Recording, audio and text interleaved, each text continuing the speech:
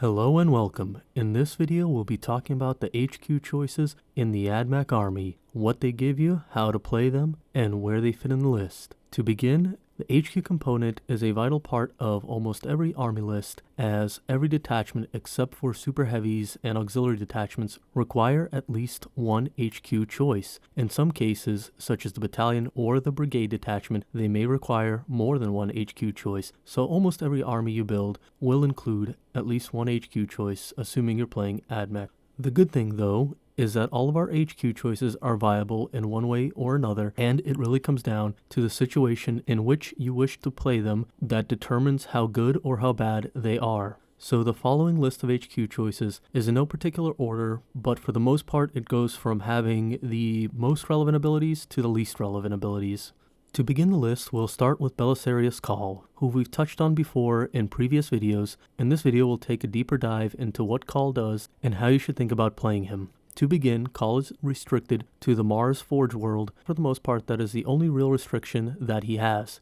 One of the most important things to know about Cawl is that he's not particularly great for new players, as mentioned in the very first videos of this series. The reason for this is that he is actually very points intensive, and while he's very strong, a lot of his abilities come from benefiting other units. So if he's run in a list with very few other units, due to how many points he eats up himself, he will have a lot smaller an impact. Consider the following. In a 1000 point army list, Cawl will eat up 1/5 of that list, which means he has very little left over to buff as he's taking up such a huge component. More so, if he gets slain in a 1000 point game, you're losing 1/5 of your army just in that one model, and despite Cawl having pretty good stats, he's not the most resilient and he's a rather large target. As such, you should try to hold off on buying Cawl until you're at least at 1500 to 2000 points, as that's where you'll get the most benefit out of him with the least risk, and even then, he's still kind of a large part of your army, so if you do take him, you're probably going to want to consider building around him.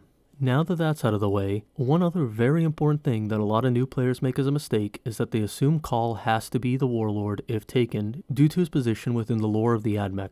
This, however, is not true, and it's actually best advised to not take Cawl as your warlord. The reason for this is Cawl has a restriction on him that if he is the warlord, he is required to take the Mars warlord trait, which is an okay trait, but it's by no means anywhere as good as the Holy Order warlord traits. As such, you want to make sure that Cawl is not your warlord, but rather any other character in the army list is that can take one of the Holy Order warlord traits, as you'll get a lot more benefit out of it, and we'll see why shortly. If you would still like to take the Mars trait on Cawl, you can always purchase it by paying one command point, which you cannot do with Holy Order warlord traits. As for Cawl's stat line, he's actually rather resilient, though he's not the most resilient as I mentioned. Though what some people overlook is that he's no slouch in shooting or combat either. His ranged weapon actually packs a very serious punch, but has a very short range of only 12 inches, and his close combat is very potent as well, as he gets a lot of extra attacks from his mechadendrites, while also having 2 melee weapons, and you can split up any number of attacks between the weapons if you so want, because one weapon has very high strength but not damage or armor penetration rating, while the other weapon has a lower strength rating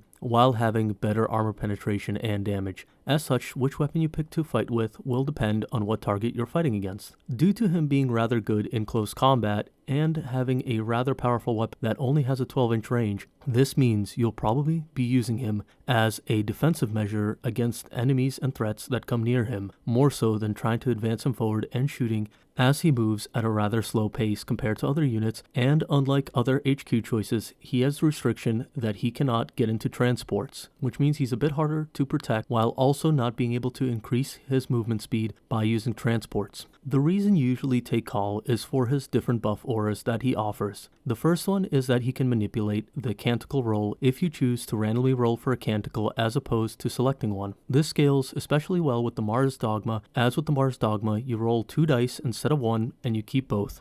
More so, the Mars Special Canticle is very potent, and when you look at the list of canticles, the canticle you normally replace is the Litany of the Electromancer, which is in position number 2 on the list of rolled canticles. This means that with Cawl and rolling 2 dice off of the Dogma, you are very likely to get this canticle multiple turns, considering that a roll of 1, 2, or 3 lets you gain this canticle, which is a 50% chance to randomly roll the canticle on any given die. And if you're running Cawl, you're probably running a lot of heavy weapons, so the +1 strength buff on heavy weapons is very good.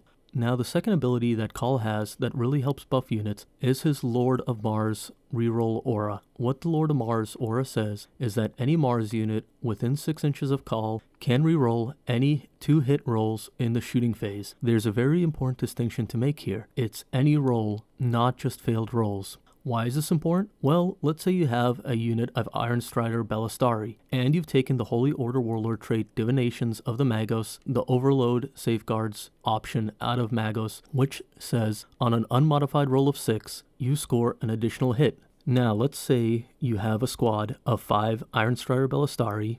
You've buffed their strength with your Canticle, and you've given them Divinations of the Magos. Now let's also assume that you've given them another way of gaining +1 to hit, which takes them from a 3+ to hit to a 2+ to hit. If you shoot your 20 shots with a +2 to hit, you're on average going to score 3 6s, and you'll score 3 rolls of 1. If you take your 17 shots that were not 6s, even though most of them hit and only 3 of them should be a 1 on average, and you reroll all of them, you'll score on average roughly 3 more 6s, and you'll only score 3 rolls of 1. So while you maintain the same miss rating as your first roll, you've scored 3 additional hits on average re-rolling this.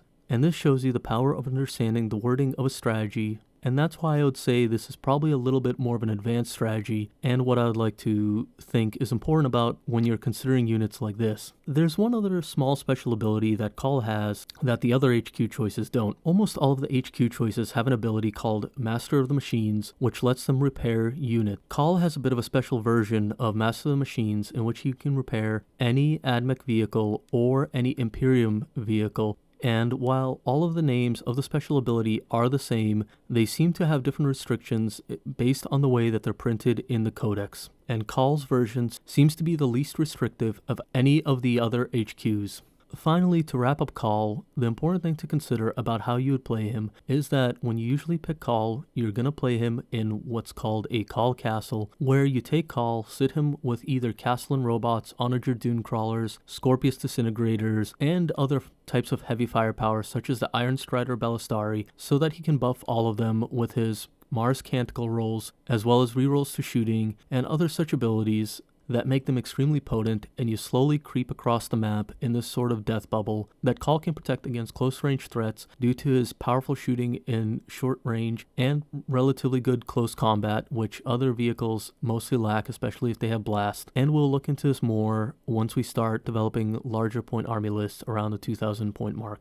The next HQ choice that I want to talk about is known as the Daedalosus. The Daedalosus is an interesting HQ choice as he is neither in the Codex nor is he in the Engine War supplement, but rather he comes from the Blackstone Fortress board game and can be played within Warhammer 40k. This means that if you want to acquire Daedalosus, you'll either have to buy one off of eBay, trade for one, or pick up the Blackstone Fortress game. However, you can always convert one out of an Engine Seer or a Skitarii Ranger model and save yourself some time and money while acquiring a rather powerful HQ choice. The first thing to mention about the Dilosis is that unlike other HQ choices in the Admech, he actually doesn't belong to any Forge World and cannot benefit from any dogmas, but does not remove the dogma benefit by being in a list. So while he's unable to be part of a Forge World in a sense, he doesn't remove your ability to be considered a Forge World army, which is a rather important point as you really want to take a Daedalosus in almost all of your lists, especially shooting lists, and especially with Call. Why do I say this? Well,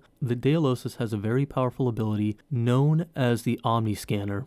What the Omni Scanner does is that if the Daedalosus has line of sight on an enemy unit that is within 24 inches, he can declare that he's going to scan that unit and all friendly models shooting at that unit get +1 to hit. Remember that when we talked about Call, we heard that if you can buff a unit of Iron Strider Ballistari to 2+ to hit, you can reroll them a little more safely in order to gain a little more benefit off of Call's buff as well as Divinations of the Magos, and the Omni Scanner is one of the easiest ways to accomplish that. This is why the Daedalosus is very good when played alongside of Call, and even in other Forge Worlds, he's still particularly good because getting +1 to hit to all of your shooting is very strong in an army that does shooting very well, especially when you consider all this really costs you is 55 points. Now, one other thing that's unique about the Daedalosus is that unlike all of the other HQ choices, he does not have a Master of the Machines ability. Rather, he has a special item known as the Archaeotech device, which is an item he can throw once a game within a 3-inch range. What it does when he throws this depends on whether or not he's throwing this at an enemy or an ally. If he throws this at an ally, he'll heal it for D3 wounds. However, if he throws it at an enemy, he'll cause D3 mortal wounds. This can actually be a very powerful hit because all of a sudden you can score an average of 2 mortal wounds on an enemy that gets into close range.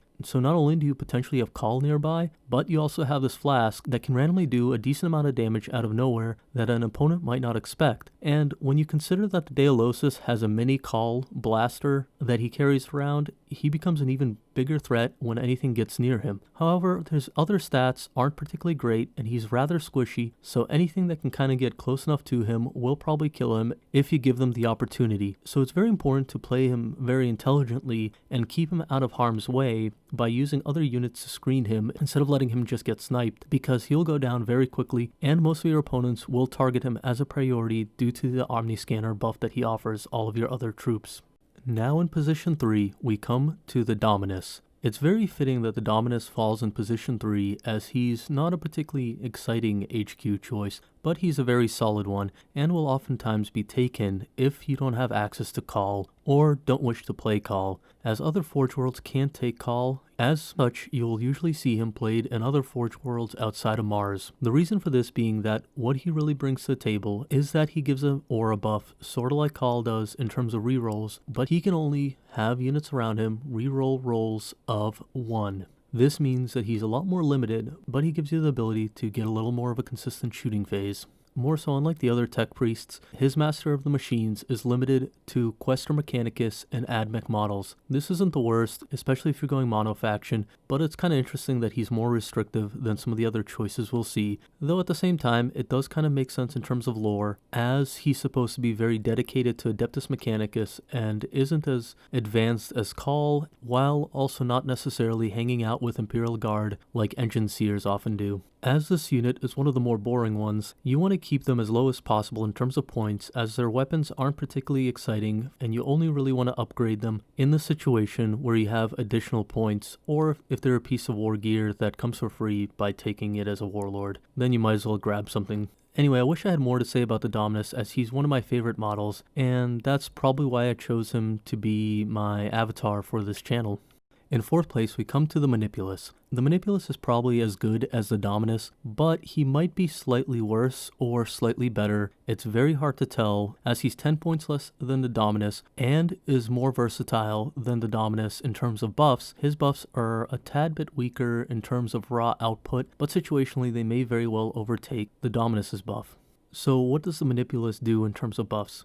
Well, he has 2 options, and each turn you can pick one of the options. The first is if he stays in place, he can buff the shooting range of your shooting units. Unfortunately, he buffs short-range units less than he does long-range units, which isn't exactly what you want to do, but I understand it from a game balance point of view. What you'll normally use this for is if you have a unit like Breachers, which have a medium range of firepower, you can give them a little bit of extra range to hit specific targets. The biggest drawback of this ability is that if the Manipulus uses the shooting buff, he cannot move at all, and this makes it a little bit restrictive considering in 9th edition you want to be moving towards objectives at all times. So you can still use this and you can still fire as long as you stay within range of the aura, but it becomes a little harder to use turn after turn, especially if you're moving towards an objective with your Breachers. But once you do get to an objective, this can give you a little extra range to allow something like the Breachers to reach units that they would otherwise not be able to reach while sitting on an objective. Now, the second buff he gives is a movement buff. And with the movement buff, he can actually move, which makes sense. All it really does is give you +1 to move and +1 if you charge. And this is nice, as once again, 9th edition is all about taking objectives, so it lets you get your units onto the objectives a little quicker, especially Breachers that are not a particularly fast unit and can't occupy transports. One other cool little feature about the movement buff is that you can buff a unit to move them a little quicker, and then you can use something like the Solar Flare to move the Dominus in range of a different unit that wants to use the buff to get an extra inch of charge range. This is actually pretty nice because it lets you kind of get double duty out of that buff by using a special relic available to the Lucius Forge world. More so, the Manipulus is actually not a bad unit in combat due to having the Dendrites, similar to Call but only 1d6 instead of 2d6, so while he's not a beast in melee combat, he's still one of our better HQ choices in terms of going into melee. And finally, he also has the Master of Machines ability, which is the exact same as the Dominus. And really, that's everything the Manipulus does. As you can see, there's a lot of versatility and a lot of utility, but it doesn't buff your shooting, as all of the other HQ choices do on this list. So in reality, maybe the Manipulus is much higher than I'm giving it credit for, though I'd definitely put the Manipulus under the Daedalosus and under Call, as Call is just very powerful when used in the right list.